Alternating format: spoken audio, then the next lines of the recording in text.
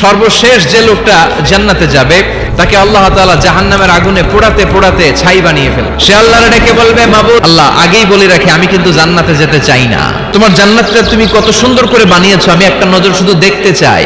এবার জান্নাতের গেটের সামনে বসে বসে জান্নাতের সৌন্দর্য দেখা শুরু করবে। সুবহানাল্লাহ। এয়ার কন্ডিশনের রুমের দরজার বাইরে দাঁড়ালো, এয়ার কন্ডিশনের রুমের একটা ঠান্ডা বাতাস গায়ে লাগে না? তো ও যখন জান্নাতের দরজার সামনে দাঁড়াবে, ওর গায়েও এরকম জান্নাতের ঠান্ডা বাতাসের হিমেল ছোঁয়া গাটাকে শীতল করে দিবে। ওই হতভাগা লোকটা বলবে, আল্লাহ এত সুন্দর জান্নাত তুমি বানালা, চোখ দিয়ে সৌন্দর্য দেখি, কান দিয়ে আওয়াজগুলো শুনি, হুর আর গেলমান হেঁটে বেড়ায়। ও আল্লাহ, আমারে তুমি মাফ করে দাও, জান্নাতের চিপার মধ্যে এক কর্নারে তুমি একটু আমারে জায়গা করে দাও। আল্লাহর দয়া হয়ে যাবে, মায়া হয়ে যাবে। আল্লাহ বলবেন, ঠিক আছে জান্নাতে যা, তোরে আমি জান্নাতে ঢুকাই দিলাম, তবে মনে রাখিস তোর জান্নাতটা হবে সবচেয়ে ছোট জান্নাত, আর তোর জান্নাতটা হবে এই পৃথিবীর 10 গুণ। চিল্লা এখন সুবহানাল্লাহ।